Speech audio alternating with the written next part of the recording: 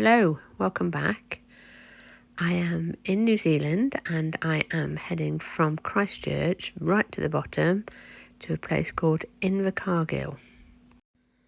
As you can see on the map, it's about 7 hours from Christchurch, so I've decided to fly, which is only an hour and a half. Although it's not a very big plane, there's some really good scenery out the window. So I'm here in Invercargill, and according to Wikipedia, in 1853 the area was bought off the local Maori and declared a European settlement. And then the area was part of a planned settlement by the Free Church of Scotland, hence the mural, and apparently the local dialect still has the soft rolling R of the Scottish accent. Now I am only here overnight, but one thing is good, they do have a decent cup of tea down here. And this is why we've come all this way, to the Bill Richardson Transport World. Now for a transport nerd, I'm assured that this place is absolutely amazing. Wow, I don't know where to start. It's just like nerdy transport heaven, isn't it? So I did ask about filming and taking photos before I did this. The lady said it was fine, but I just want to be all aware that this is a museum, and I take absolutely no credit for any of the writing you see or any of the pictures that you see or anything, but this is amazing.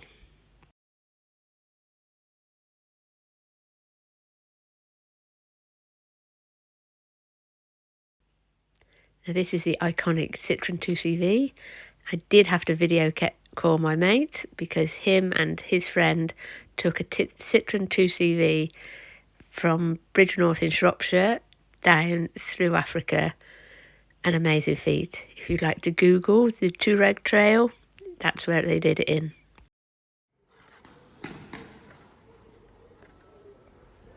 There are some amazing pieces of equipment here. Like I said, from a 2CV to a Kenworth, unbelievable.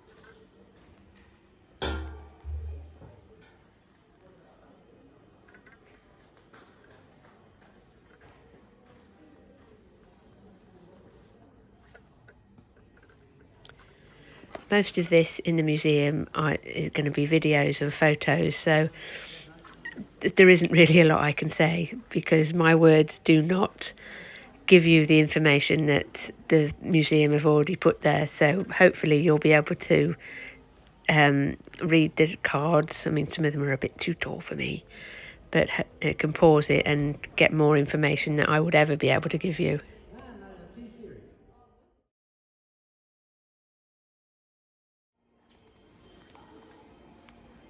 And from a Kenworth to an ERF, they're just iconic vehicles, both of them.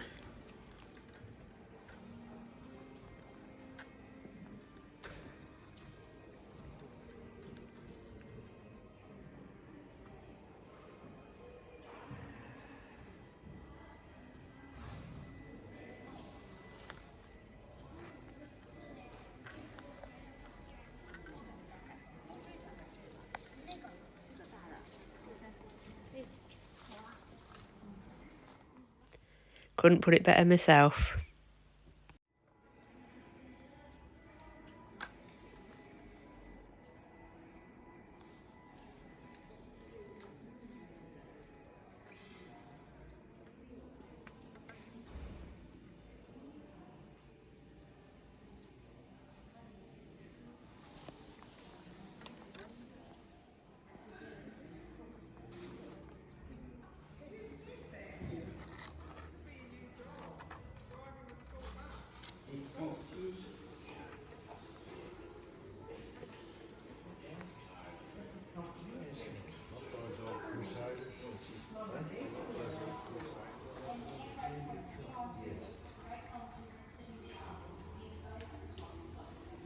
This place is absolutely huge, and the variety of exhibits is amazing.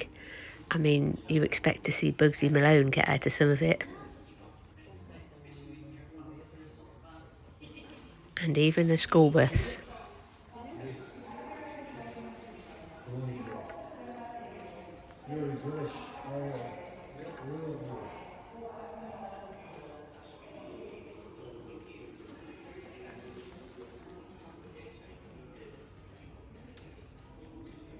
Just shows you a V8, nothing new, a 1938 V8 Ford. Just imagine how that goes. You'll definitely never be late with that V8.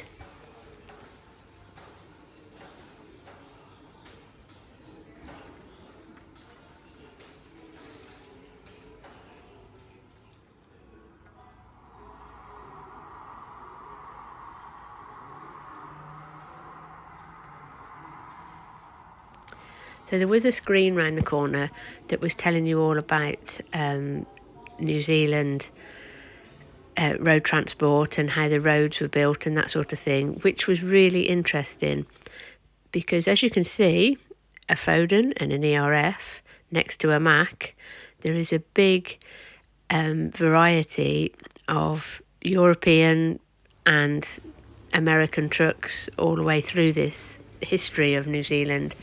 And what it was saying on this screen was that when it was still basically controlled by the British and the British system, that there was all sorts of hoops and customs and regulations that they had to go through just to get vehicles into New Zealand. And it was easier many years ago to import a British vehicle than it was an American one.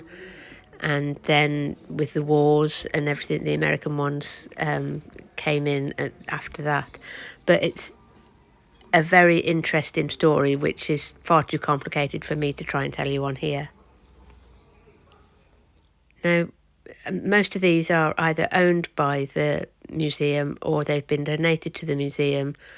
And some of them, like these, are not shiny, but they're too good to lose. So they have an area all of their own.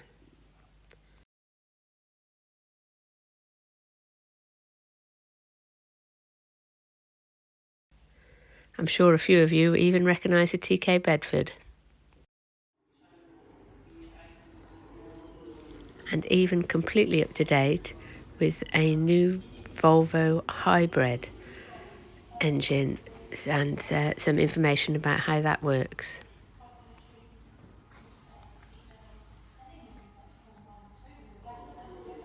I must admit I found the whole place absolutely fascinating. So glad I made the effort to come down here while I was in New Zealand.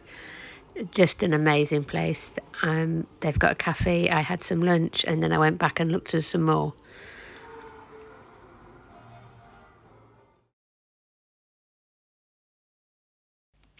So I finally dragged myself away from the museum and as I was walking back to the digs, I met this guy Lewis.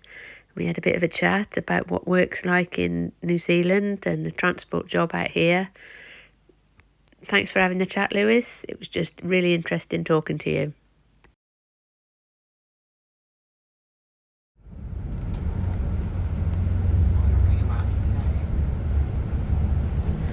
So, good morning. I have decided, instead of flying back up, that I'm going to take the bus, just so I can see a bit of the countryside and see how things change on the way up. It's not very warm, as you can see, 9 degrees, but and it's wet, but it's not freezing. So we can see a bit of scenery on the way up, eh?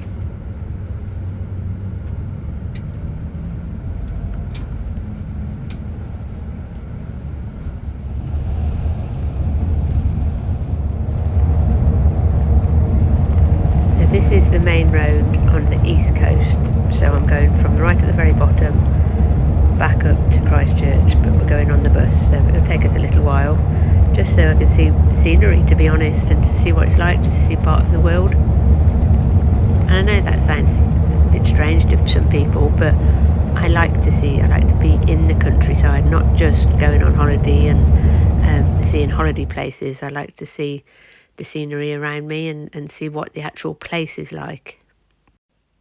And we get to see some interesting vehicles on the way.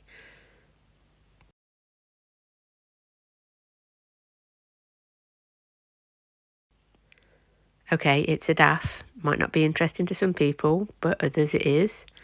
And with the Mercedes, it just shows you the variety of vehicles that are down here.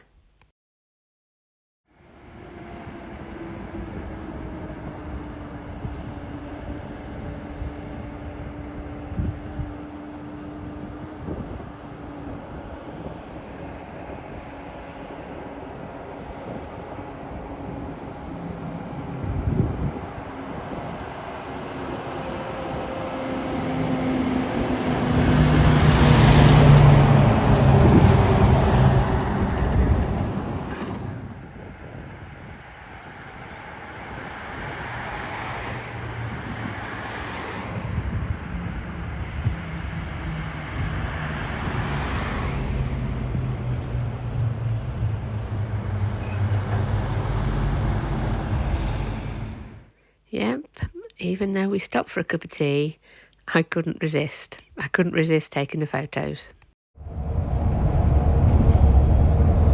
As I said when I was down in Invercargill, that area has Scottish settlement history, and this bit of road does remind me of the road out at Peterhead. If any of you watched my earlier videos where I was doing the fish, doesn't this look like that bit of road? You kind of go up here and expect to see the North Sea on the left-hand side. Very strange. Even I said to the driver, I said, have you ever been to Scotland? And she said, no. I said, this just so much reminds me of Scotland.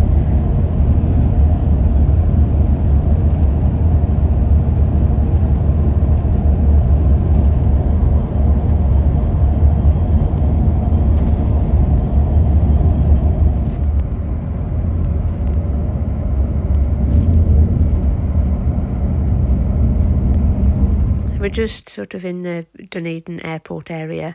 I just thought I'd put that on to give you an idea of the fuel prices over here. So I'm doing the last bit from Dunedin to Christchurch on the plane, as it would take me forever and I'm going to run out of time if I'm not careful. I mean, these planes aren't very big. They are literally domestic planes. But if I get this plane up to Christchurch, and then I'm going to be heading over to Australia. I do think the black and white and the Air New Zealand logo is very impressive.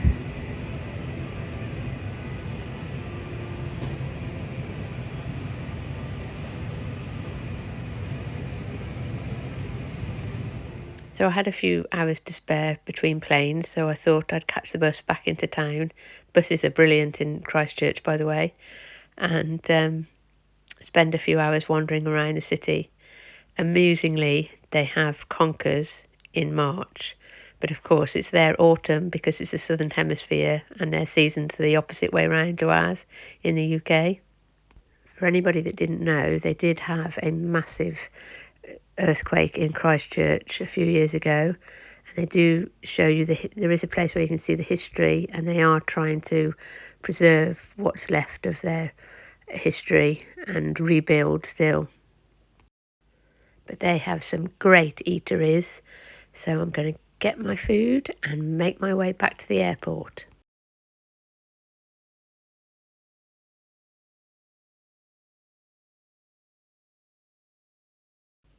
So unfortunately, I have to leave New Zealand now, and I am heading to Perth via Brisbane. And there's a good charity support for anybody that does travelling like I do, the Flying Doctor Service.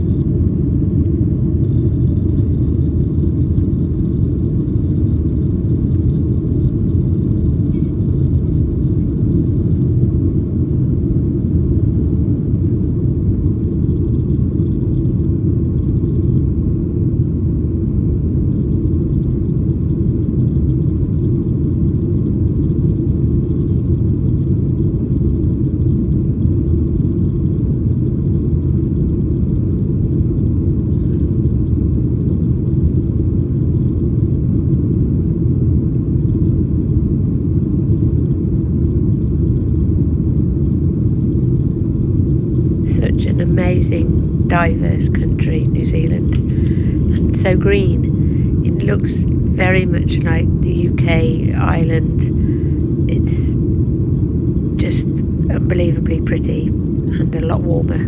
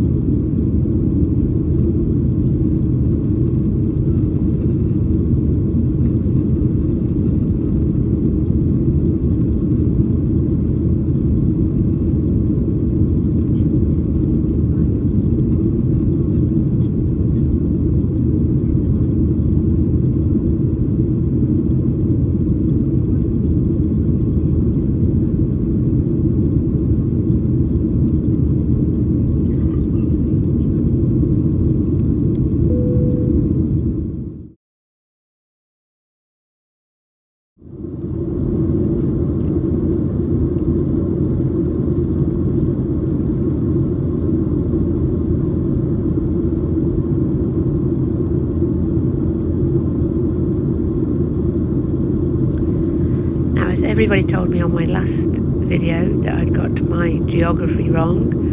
I'm not even going to attempt to wonder what these mountains are, because I'm sure somebody will tell me that I'm wrong.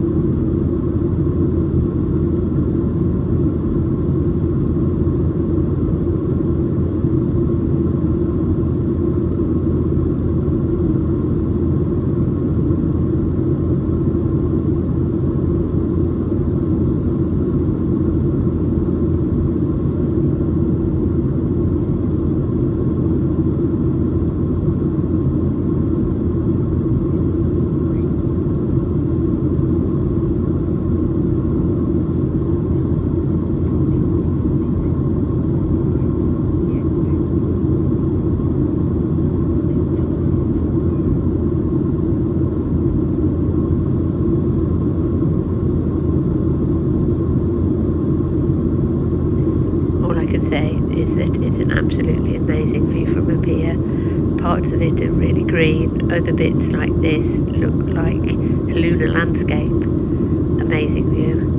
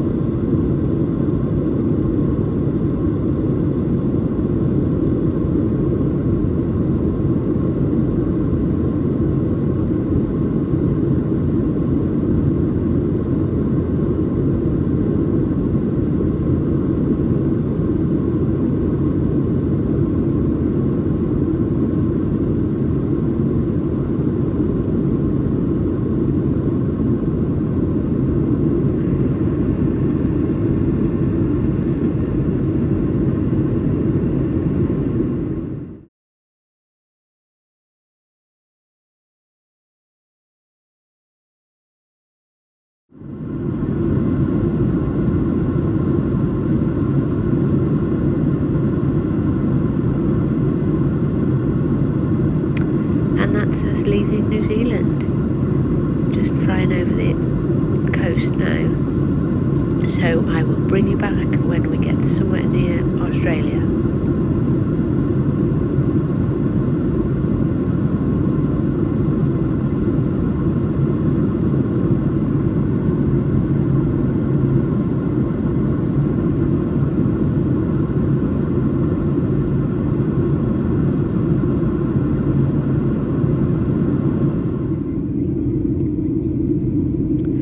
Hello, Australia. Wow, it doesn't look a lot different to New Zealand from up here, but I can assure you this is Australia.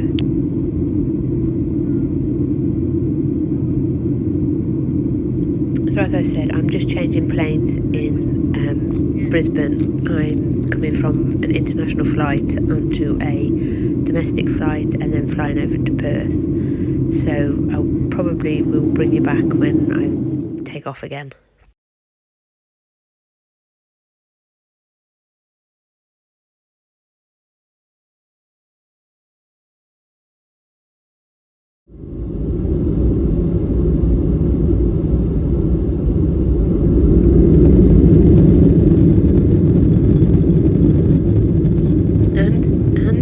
And yeah, I brought you back when we're taking off.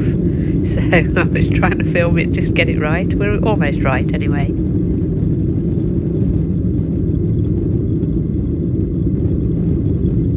So now I'm on the last leg to Perth. So I shall probably bring you back when we land over that direction.